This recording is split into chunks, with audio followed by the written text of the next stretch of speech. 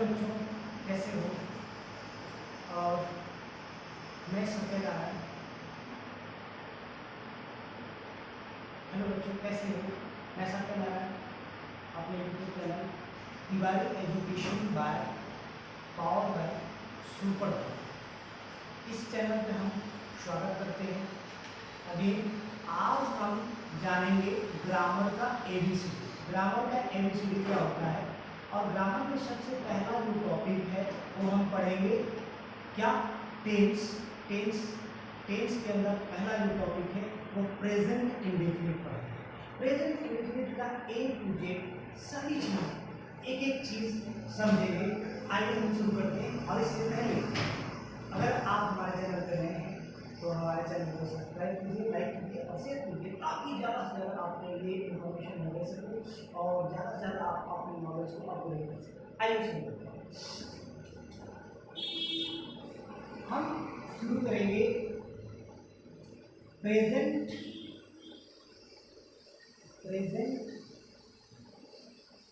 Indefinite. Present indefinite tense. अब सबसे पहले हम जानते हैं इनकी पहचान क्या है। तो पहचान जो होता है वो होता है क्या, ता है, ती है, ते है, ते हो, देखो अगर किसी हिंदी वाक्य के अंत में ता है, ती है, ते हो इस तरह का वर्ड पाया जाए तो वह क्या है, प्रेजेंट इंडेफिनिट की पहचान है। अब एग्जाम्पल जैसे राम घर जाता है, राम घर जाता है। अब तो इसमें एक पहचान छिपी हुई है, ये इसकी पहचान है, ये इसकी पहचान है। और ये पहचान मेरा क्या, ता है, यानी कि प्रेजेंट इंडेफिनिट की पहचान जाता है। अब जानते हैं कि इसमें कुछ चीजें यूज की जाती है। पहला सहायक क्रिया। अब जानते हैं सहायक क्रिया को हेल्पिंग वर्ब होते हैं। तो हेल्पिंग वर्ब जो होते हैं इनके अंदर छुपे हुए, यानी इनकी जो हेल्पिंग वर्ब होते हैं, सहायक क्रिया छुपे हुए होते हैं और इनका प्रयोग तब होता है जब ये नेगेटिव और इंट्रोगेटिव सेंटेंस आते हैं, यानी कि नकारात्मक प्रश्न और प्रश्नवाचक वाक्य जब आते हैं तो इनके हेल्पिंग वर्ब यानी कि सहायक क्रिया बाहर आते हैं, निकलकर सामने आते हैं। तो हम लिखेंगे सहायक क्रिया, सहायक क्रिया, सहायक क्रिया। तो इनकी सहायक क्रिया जो होती है डू और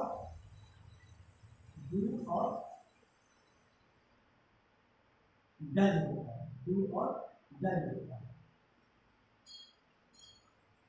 लेकिन इसमें एक लेकिन क्या है कि ये तब सामने आते हैं, या तब सामने आते हैं, तब सामने आते हैं जब नकारात्मक और प्रश्नवाचक वाक्य होता है। इसका मतलब डू और डज तब सामने आते हैं जब नकारात्मक शब्द आते हैं, नकारात्मक वाक्य आते हैं, प्रश्नवाचक वाक्य आते हैं, तब डू और डज को लगाकर इस सेंटेंस को बनाया जाता है। अब हम समझ लेते हैं इसमें सब्जेक्ट जो होते हैं, तो सब्जेक्ट जो होते हैं आई का मतलब होता है मैं, यू का मतलब होता है तुम, आप लोग और आप सब। तुम और तुम सब। अब वी का मतलब होता है हम लोग और हम सब, ये। उसके बाद दे का मतलब होता है वे लोग, वे सब और वे, ये होता है। उसके बाद बाकी कुछ ही मतलब होता है वह, ये पुरुष के लिए होता है, पुरुष के लिए। और शी मतलब होता है वह, ये स्त्री के लिए होता है, स्त्री के लिए होता है। अब नेम का मतलब होता है नाम, कोई भी। और इट शब्द का प्रयोग जो है, जहां पे कोई भी सब्जेक्ट नहीं दिखाई देता है तो वहां पर इट का प्रयोग है, यानी कि कर्ता जहां पर न हो वहां पे इसका प्रयोग किया जाता है। अब इसके बाद इसमें यूज करते हैं यूज ऑफ एस और ईएस, इसमें यूज करते हैं। तो सबसे पहले देखो, वाक्य के अंत में हम इसमें ट्रिक बताते हैं जो आप फटाक से समझ जाएंगे कि एस कहाँ यूज करते हैं और एस कहाँ यूज करते हैं। तो वाक्य के अंत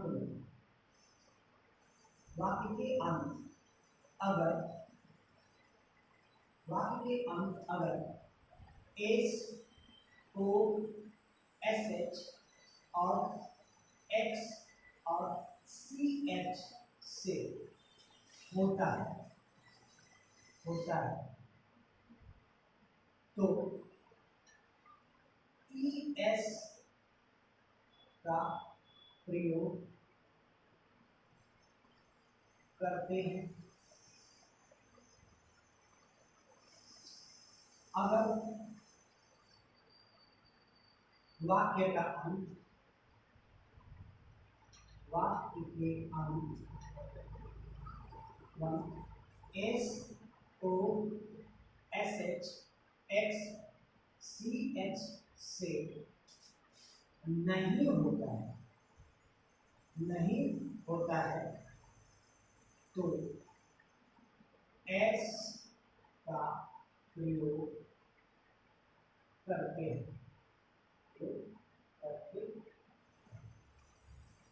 एस का प्रयोग करते हैं।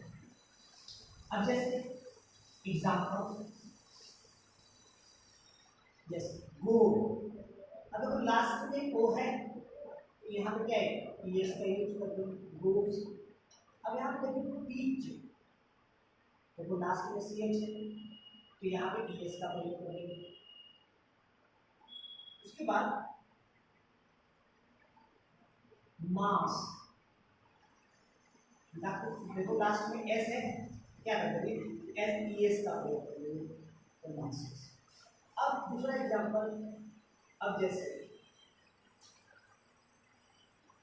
बैट, लास्ट में क्या है, देखो यहाँ पे से नहीं होता है तो नहीं है तो यहाँ पे एस का प्रयोग करेंगे बैट।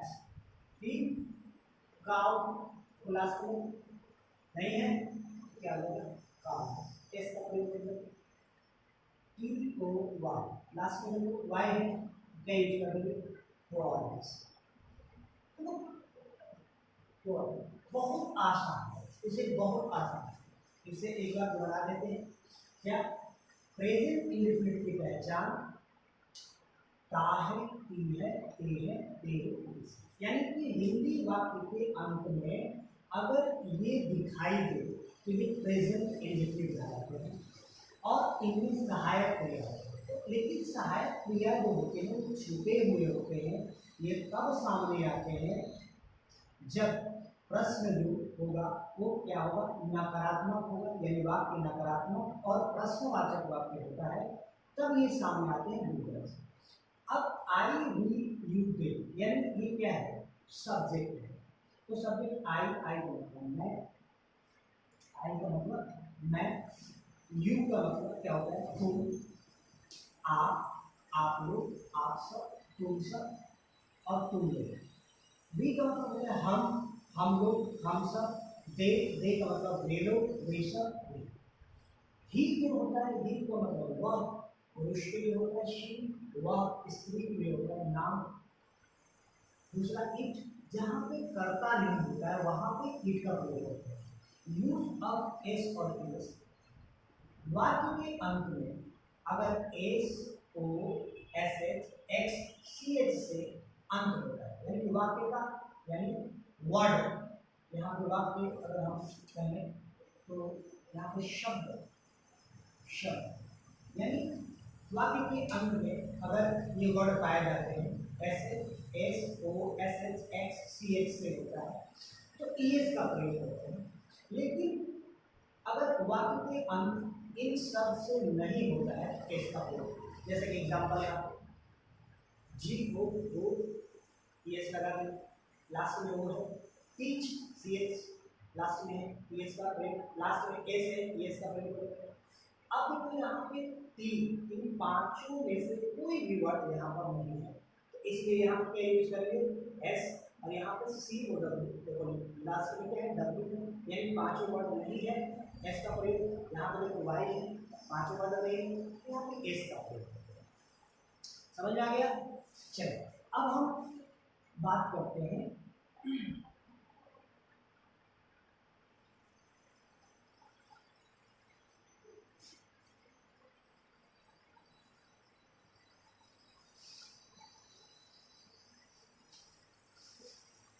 वहां पे मिल गया सुपर 30।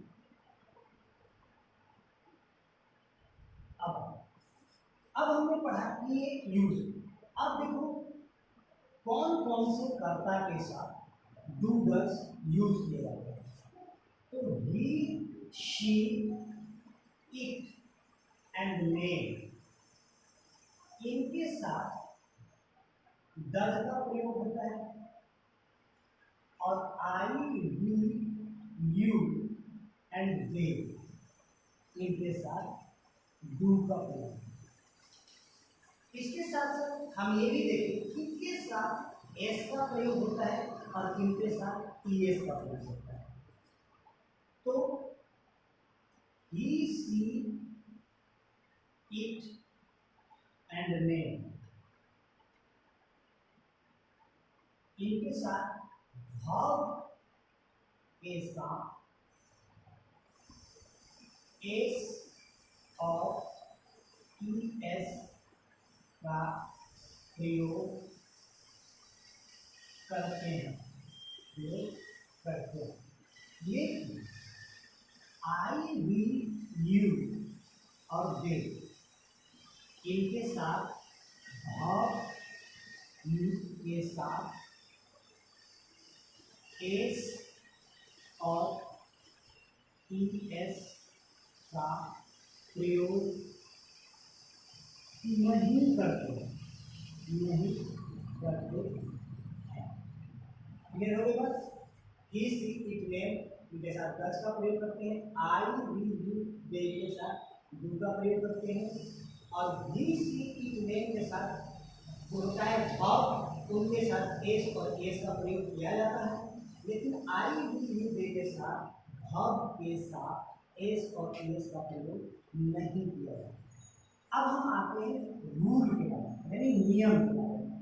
अगर हम नियम की बात करें तो subject plus V1 plus object, लेकिन इसमें कंडीशन है कि यहाँ पर ही, सी, इट, नेम आएगा तो इसमें एस और एस वर्ब के साथ यूज किया जाएगा, और आई, वी, यू दे के आएगा तो इनके साथ वर्ब का प्रयोग, वर्ब के साथ एस या एस का प्रयोग नहीं किया जाएगा।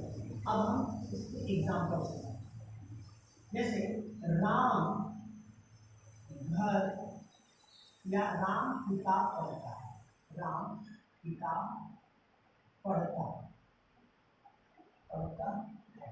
अब देखो यहाँ पे ये क्या है, इनकी पहचान, इनकी पहचान। और पढ़ना क्या हो गया, ये क्या हो गया, भाव यानी क्रिया हो गया। ये हमारा क्या हो गया, ऑब्जेक्ट। और ये हमारा क्या हो गया, सब्जेक्ट। अब देखो इसमें रूल के अकॉर्डिंग चल रहा है, रूल्स के अकॉर्डिंग चल रहा है। अगर रूल्स जो बताया जा रहा है रूल्स में वही चीज को इसमें करना, वही चीज के अनुसार करना है। इधर उधर जाएंगे कभी क्या होता है, बच्चे इसमें इज़म आर लगाते हैं, जबकि रूल्स में इज़म आर का कहीं जिक्र नहीं किया। तो इसमें जो रूल्स बोले इस उसी के अकॉर्डिंग सेंटेंस को बनाना है। तो इसमें सब्जेक्ट, सब्जेक्ट क्या है, राम, राम पढ़ना, भाव यानी रीड, किताब रीड। अब यहाँ पे आएंगे, यहाँ पर एस दिस इटने के साथ जो भाव होगा एस और एस का प्रयोग। अब याद कीजिए हम लोग पढ़े थे कि जिसके लास्ट में S, S H, C H, O और एक्स आता है तो एस का प्रयोग। अब इसमें से कुछ पांचों वर्ण में को एस का प्रयोग करेंगे, यानी बिना सोचे समझे एस का प्रयोग करेंगे sentence. Ram reads a book. दूसरा एग्जांपल, मैं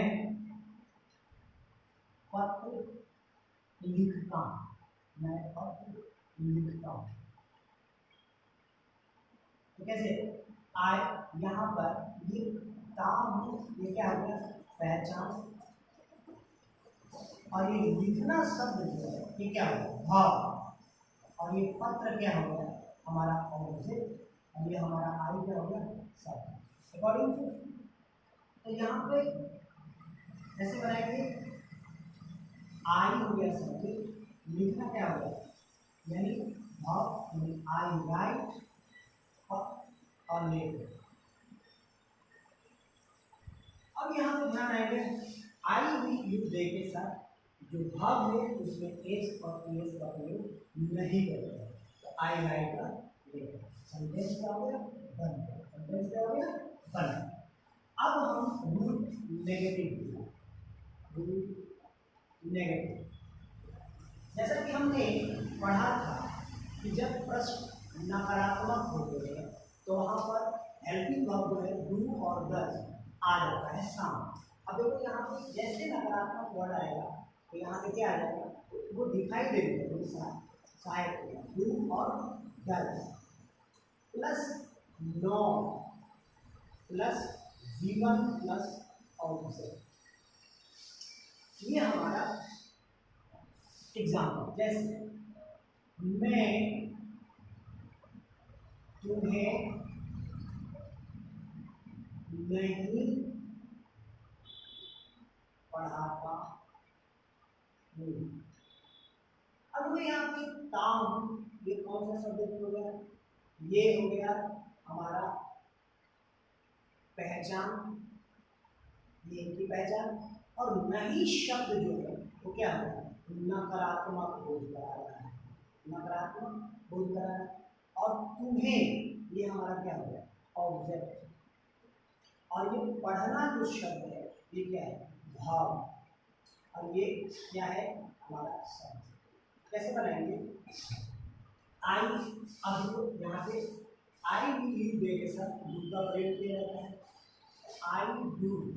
और इसके साथ नॉट का प्रयोग, आई डू नॉट। पढ़ाना, पढ़ाना में क्या होता है, टीच। तो टीच तुम्हें, आई डोंट टीच यू। इसे ऐसे भी लिखा जा सकता है, आई डोंट टीच यू, ऐसे भी लिखा जाता है। ठीक है। अब ये नकारात्मक वर्ड हो गया और ये सकारात्मक, यानी कि पॉजिटिव सेंटेंस हो गया और ये नेगेटिव सेंटेंस। ये पॉजिटिव सेंटेंस और ये नेगेटिव सेंटेंस। अब हम दो रूल्स पढ़ेंगे। दोनों इंट्रोगेटिव सेंटेंस। आइए हम जानते हैं इंट्रोगेटिव सेंटेंस।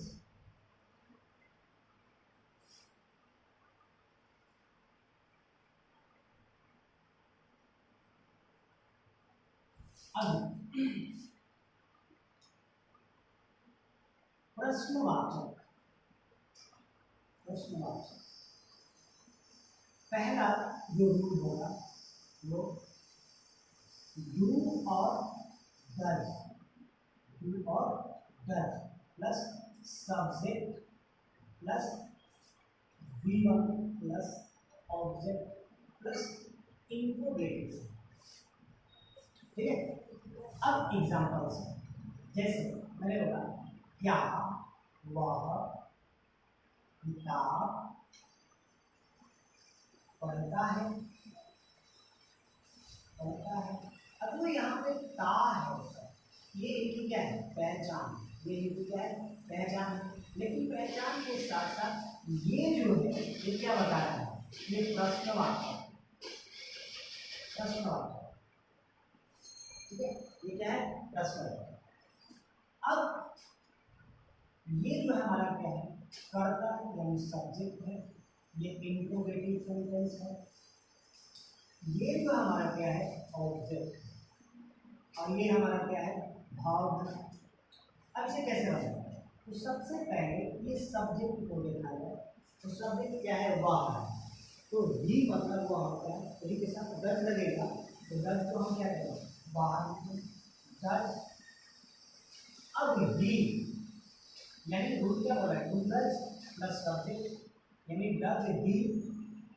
अब V1 पढ़ना क्या होगा, डज ही रीड, क्या object does he read of. लेकिन लास्ट में हमें इंट्रोगेटिव साउंड यूज करना जरूरी है, लास्ट में हमें इंट्रोगेटिव साउंड यूज करना जरूरी है। फिर से रूल डू और डज क्या है subject V1 plus object plus interrogative. अब एग्जांपल क्या वह किताब पढ़ता है, ये ता है शब्द जो है यहाँ पर, ता है शब्द जो है वो क्या है ये पहचान दिला रहा है, ये प्रेजेंट इंडेफिनिट का इंट्रोगेटिव। अब क्या जो है प्रश्नवाचक इंट्रोगेटिव सेंटेंस, वह जो है कर्ता यानी कि सब्जेक्ट है, किताब ऑब्जेक्ट है, पढ़ना एक भाव क्रिया है। वैसे बनाएंगे डज ही के साथ डज का यूज होता है, तो डज फिर सब्जेक्ट ही, पढ़ना रीड क्या पढ़ता है किताब, और लास्ट में प्रश्न। अब एक और रूल है इसका, वो देख लेते हैं।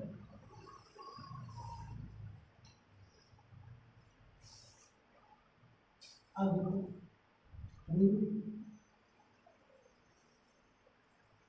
क्वेश्चन वर्ड प्लस डू और does plus subject plus V1 plus object plus interrogative. अब एग्जांपल्स जैसे वह कैसे रामायण, कैसे रामायण पढ़ता है। अब देखो यहाँ पे पहले क्या था, क्या पहले, क्या फिर कैसे पहले था, लेकिन ये बीच में आ गया, ये क्या होता है प्रश्नवाचक, वर्ड हो गया प्रश्नवाचक वर्ड। ये जो हो गया हमारा क्या है सब्जेक्ट यानी कर्ता है, और ये हमारा क्या हो गया ऑब्जेक्ट, और ये हमारा क्या है भाव। लेकिन इसके साथ एक पहचान में छिपा हुआ है, वो क्या है, ये है हमारा पहचान। इसका पहचान प्रेजेंट इंडेफिनिट का interrogative, middle term of interrogative, यानी कि देखो बीच में है क्या फिर कैसे, तो इसे बनाया कैसे क्वेश्चन। तो कैसे, कैसे यानी हाउ, हाउ। अब इसके साथ डू डज यानी कि वह जो शब्द है इसके साथ डज बनेगा, तो how does he, how does he, पढ़ने का क्या होगा रीड।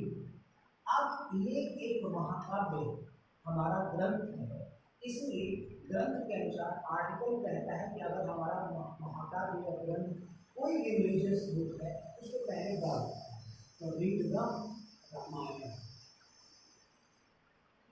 रीड द रामायण और प्रश्नवाचक, यानी फिर से समझे वह कैसे रामायण पढ़ता है। तो प्रश्नवाचक वह क्या हुआ, सब्जेक्ट एंकर का, कैसे प्रश्नवाचक, रामायण क्या हो गया हमारा ऑब्जेक्ट, पढ़ना भाव, प्रश्नवाचक, ये पहचान है। अब हाउ, कैसे का हाउ होता है, ही के साथ डज लगता है तो डज को बाहर किया, फिर सब्जेक्ट ही और पढ़ना विवरण, रीड द क्या रामायण, ये पहचान है। अब देखो इसके साथ कभी कभी क्या होता है नेगेटिव वर्ड, नेगेटिव वर्ड तो कैसे बढ़ेंगे उसका भी हम रूल करेंगे। अब जैसे रूल जो होता है, जैसे यू डज, यू और does plus subject plus noun plus V1 plus object plus included. अब यहाँ पे rule question word plus do does plus subject plus noun plus V1 plus object, ये बनाया जाता है ऐसे रूल। तो हर जगह सब्जेक्ट के बाद में नाउन, हर जगह सब्जेक्ट का। अब एग्जांपल समझना है,